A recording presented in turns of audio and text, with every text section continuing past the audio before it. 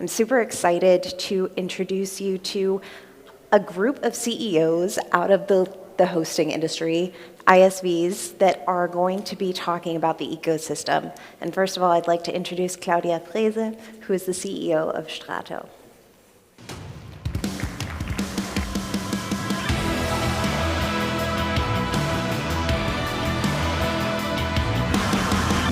Hi, everybody. So with me today, I've got 4 great people who've been in the industry for a lot longer than I have. And so please welcome to the stage Andreas Gauger, CEO of Open-Xchange, Daniel Wette, CEO of rankingCoach, Robert Schovenberg, co-founder of CM for All, and Wilfried Beeck, the CEO of ePages. Hi, guys. Sollen wir sitzen? Sollen wir sitzen, oder? Okay, there's no first. So we're here today to talk a little bit about the ecosystem, particularly for small and medium businesses. So in Europe, that means very small businesses majorly, and how we as hosters and independent software vendors can actually target that market better. And how better to start talking about a market than to look at the customer first. And I'd like to direct this question to you, Andreas, because you've obviously been in the market on all sorts of sides for a long time. How would you describe the SMB and particularly the small business market in Europe, and what do you see are the key challenges? So I think in general, not only in Europe, but in general, the key challenge with small business market is to sell something to small businesses. Because small businesses typically have other things to do than being receptive for any kind of ads or looking for solutions that might be new in the online world or anything like that. So selling is the biggest problem. So can you have a great product, but how do you actually get a restaurateur, for example, who works all the time in his kitchen to actually notice you? And here we have a nice link to hosting companies, because these hosting companies already have a big customer base and somehow contact with the customer. And so hosting companies are a perfect channel for any kind of, at least online solution, software as well, I guess, to reach them. And I think in Europe particularly, we have this more sensitivity for the security of data thing, rightfully so.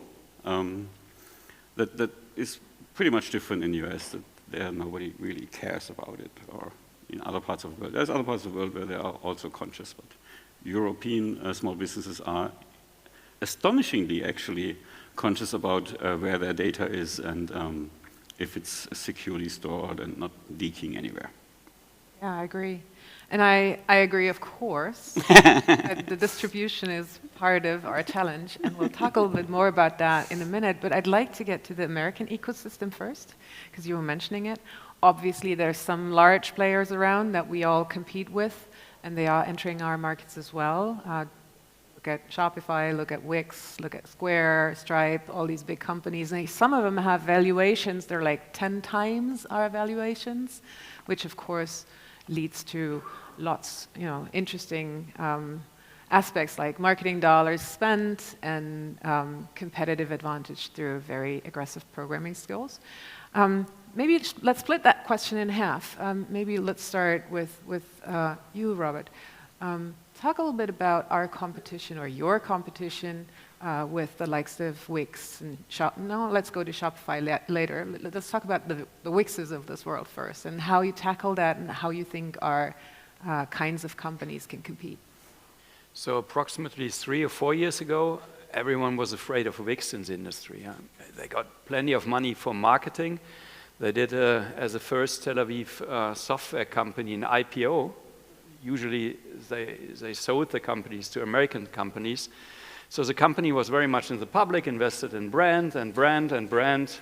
And at the end, well, if you compare it to today, I had a look at the charts from the last year. I mean, the market capitalization, I think it's much more realistic. And oh wonder, GoDaddy is valued much more.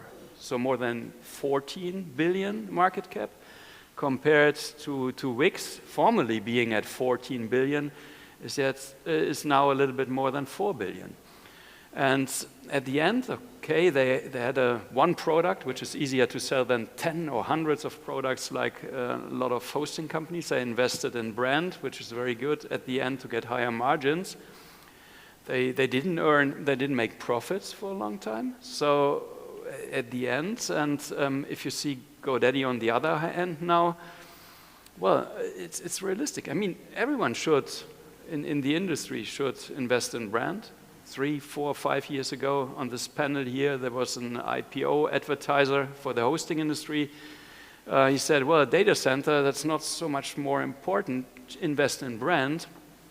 And at the end, if you now look at the market share from CMS systems, Wix has less than 3%. And as we know in the digital industry, the winner takes it all. If you have a look at WordPress, for example, it's over 60% market share. So at the end, I think the game is more than open. It's not being afraid. And yes, it changed. And if you have a look at the multiples, again, if you compare GoDaddy, it was a multiple of 24 to the EBIT. And Rackspace, we all know as a very solid, good company in the hosting industry, they have a multiple of 6. So there is a lot of volume, and one thing we should do in the industry, of course, to focus on the needs of our customers, which is first, but to build up a brand and go in this way.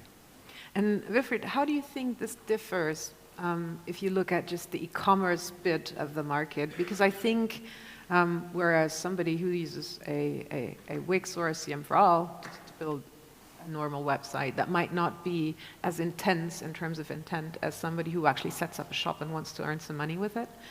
So how do you see the competition with the large consumer or small business focused American players, and what's your point on the current competitive situation there? Yeah, I totally agree with Robert. Some of the valuations have come down now. Brand is still very important. Wix still has a good brand, I think, but so does GoDaddy. In our case, we're competing with Shopify, and Shopify valuation was skyrocketed. It was peaked at something like 200 billion. It has come down like all the others in the recent weeks and months, but it's still 90 billion today. So it's still much higher than GoDaddy. And if you I think from a US perspective, GoDaddy is a well-known brand through all their media presence that they had. And, but Shopify very effectively used their IPO and the community in e-commerce to become also a very well-known brand. So brand, I think, is important. I think the difference here to website builders is that e-commerce is much more complex, and so customers are looking for a competent company that they trust will be able to do all the complex things that they're looking at. And I think that is why there's a broader range of companies also in the higher end of e-commerce with companies like Commerce Tools and Spryker and Magento and whatnot. So it's not quite as simple as the website builder market, I believe. And Shopify is very well positioned there.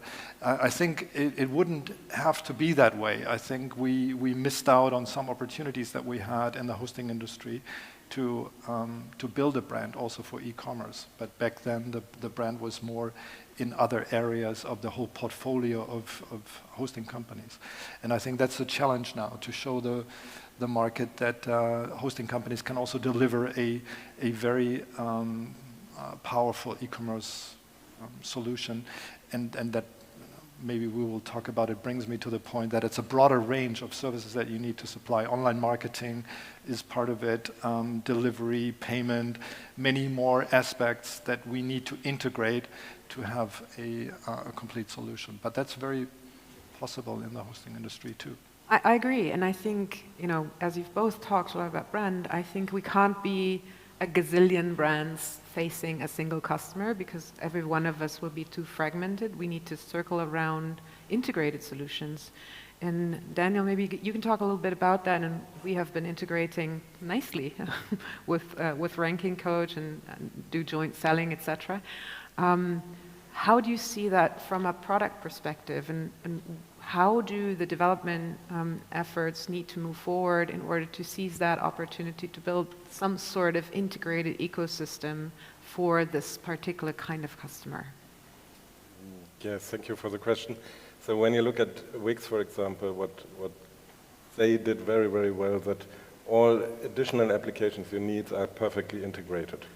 So you have a seamless UI, the data will be exchanged, and so on and so on.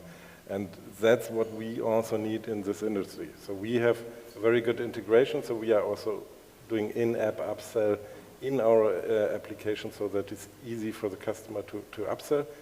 But what should be the vision for all of us, that there will be an in-app not only upsell from application, also cross-sell, and that we build something like a standard so that all ISVs can connect there, and that's easy also for the hosting companies to use this. And not only use this for up and cross-selling, also use it for data exchange, because at Wix you do not need to enter your address again and again for each of the solutions. But we need to simplify it. We need also more possibilities for the hosting companies to create this seamless UI.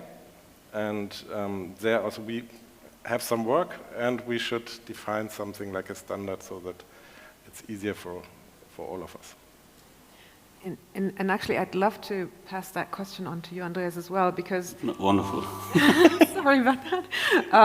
Because, of course, productivity, if I put email as a productivity space, is a bit different from communications and marketing outside from a customer's perspective. But you, of course, also have super strong competition. And I'd love to hear a little bit about your thoughts about integration in this ecosystem, and also your thoughts about distribution of this particular kind of product. Our product? Yes. Okay. So we are in a little bit a special position because we are selling products that are very much used by the end users, like daily for hours.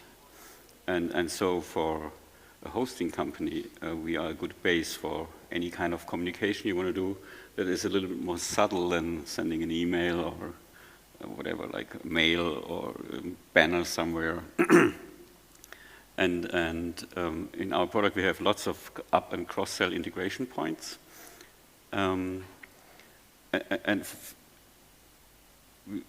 We are just right now planning or already developing a possibility to integrate an ad server into that, so that you can actually run campaigns within the app that is daily used by the customers in a way that is not nerving them, certainly, because sometimes it's free for them, but sometimes they actually pay money for it, so you have to be very subtle about that. But that you can manage this upsell capability in a professional way. You can have different kind of content, and you can then run the campaign, see what converts best, like you do in normal advertisement. So our product is kind of a base for cross and upselling our product, certainly, and that's not such a problem, but for cross-selling into other directions. And now comes the user experience. So let's say you have this wonderful campaign running, and there's a little star blinking, and you click on it, and oh, you should have an e-commerce solution. And the customer's like, yeah, let's get an e-commerce solution, and clicks on it, and then he should have it, right? Or she should have it. And everything pre-populated and nicely integrated. But the actual process right now is, if you're lucky, you come to a somehow good done shopping cart. Maybe you have even to, not maybe, I guess you have to enter your credentials first, that you can identify yourself as a customer, and then you get the shopping cart, and you click, and maybe you have to give a new credit card information because it's an old one. So it's a pretty cumbersome process. And then at the end, you will, in a bad case, be faced with a new user experience where you have to set up lots of things before you can actually start. And that can be done much more better. So the user experience is key And it is a difficult task. It's not easy. If you have different vendors, like here, these guys are all egoistically building their products, including me. And so it is, for us, a challenge, and for the hosting company, or for anyone else who sells our product, a challenge to integrate it right. But if it's done well, it has great effects. So we've seen, especially with capable hosting companies like STRATO or Ionos, for example, that they do a very good job there. But there is still possibility for improvement. And for like smaller and mid-sized hosting companies, there is not much knowledge there or even like focus on it. So yeah, that's how I see it. Yeah, I totally agree. And I mean, email, of course, because of the high frequency of the usage, is such a great opportunity to actually interact with the customer. And I always say dig the holes in the front end where we can serve up our little upselling messages, etc. Is this something you guys are actually working on? Let me just ask the question openly to anybody. It sounds intuitive, but it also sounds fragmented. And the question is, I think, do we have some open standard, or what are we developing against? Who's working with whom? How do you think a good next step towards that sort of ecosystem could look like? Happy to answer. I think we're all experiencing the world of API first now, and that was maybe 10 years ago that was not the case. So today we have at least some open standards that we can work against, and I think everybody has built their own platform that's API first driven or API driven or headless or however you want to call it. And so today we have the platform, the engine room is ready. We all need to agree on a commercial basis. How do we want to do this? And who's getting what kind of revenue from whom? And how can we cross-sell? And I think that's where you guys come in from the hosting industry. I think Daniel mentioned that we're very capable of identifying some of the needs that our clients have, and then we can start cross-selling. But then we need to go through who's the first phase to the customer, and that's always the hosting company. So we jointly need to develop interfaces, how we can trigger that, and I agree that it needs to be really simple, and the simpler it is, the better. We just recently did an experiment on our own direct platform. We mostly sell like 99% through the hosting industry as a white label solution, but we also have our little direct platform where we experiment. And one little change that we did was that we, before we had a long registration page with street address and all kinds of things, and then we looked at Shopify, they only require the email, that's all. And so we switched that, and guess what? I mean, we all know the answer probably. We tripled our conversion rate by just reducing it to the minimum. And I think that shows me how can we, if we jointly work together to let people convert and cross-sell without adding all the data, whether it's from email or online marketing or from e-commerce to online marketing or whatever, then I think we can triple the conversion rate, and that's phenomenal. Yeah, I totally agree. And this is so interesting because we were talking about brands earlier, and I think what you're saying, if I understood you right, is the brand is the hoster's brand, and then solutions kind of come integrated from the back end, if you will. And I wonder if that is, because we were talking about data protection earlier, also a data protection challenge, because sharing the knowledge of which customer has what and what might they need, isn't that like very hard to get permissions for? No? Sorry, too nerdy. Ask the lawyers. Let's not go there. So as long as it's your customer as a hosting company, you have all the right to know what products they have. So that's okay. How you share that with the vendors is maybe tricky, but you don't need to share too much. That would probably solve the problem. And in terms of the customer relationship management, are you Are you intending to feed information back into these joint systems? Is that something you envision? Maybe I can say something here. I think we all need to share more data. So we see it in some cases where we do it a little bit more, that it works out, and to compete with these pure players like Wix and Shopify, we need to create this, and that's at the moment it's not there. There's no standard. Even with big hosting groups, you have this brand is doing it this way, the other brand is doing it this way, and it means we start always from the beginning. How can we exchange things? What is about up and cross-selling, and then we need to define standards. And what's good, what we are seeing the last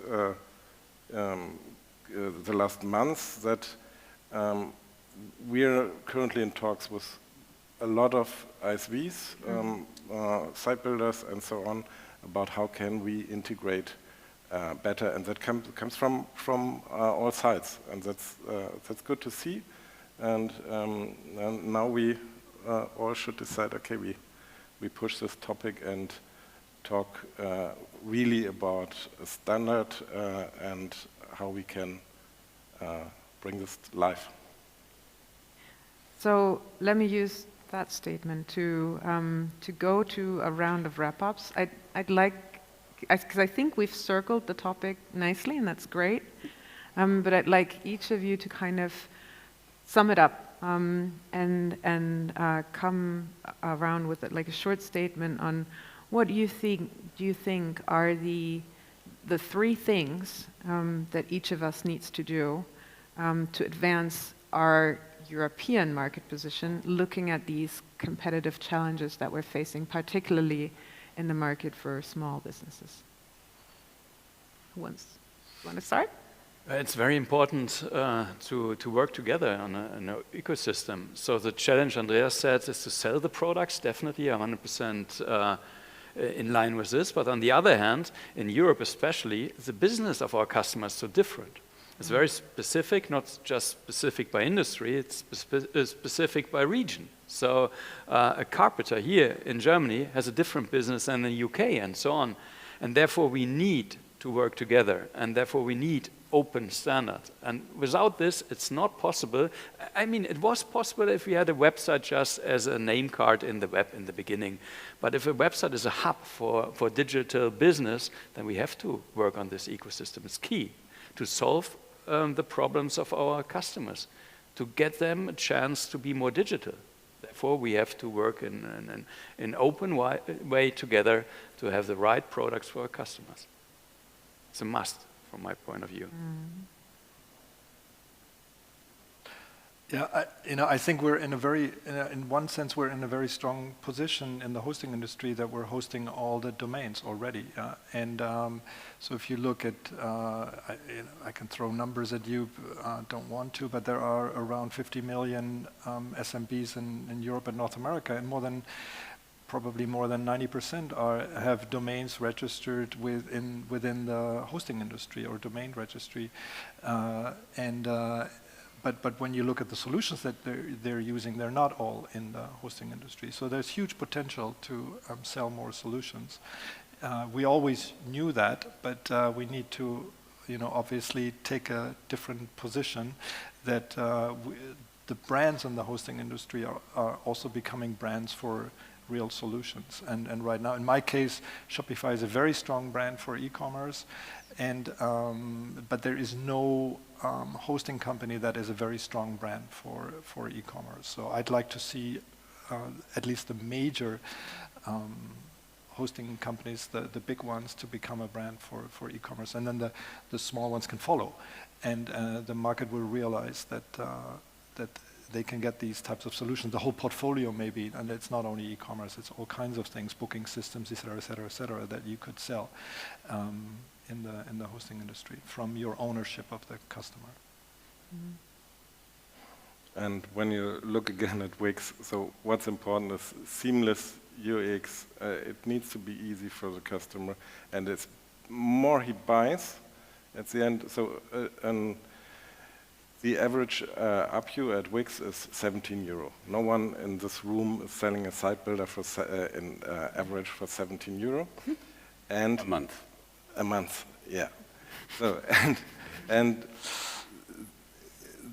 the result here is they buy more and more additional features, and the lock-in effect grows. So at the end, they have a higher ARPU, they have a longer lifetime, and that results in a higher valuation. And we should fix this for this industry so that everyone is earning more money and the customers stay longer, and then we probably see the same valuation in this industry. 13 seconds. All yours. User experience is key. Hosting companies are our customers. Why is there no standard? Because you didn't push us yet. So push us to good user experience. Okay, we're on it. I think this is great. Thanks, you guys, for the round of discussion. I'm super looking forward to working with you on this. Okay. Thank you. Thank you. Done.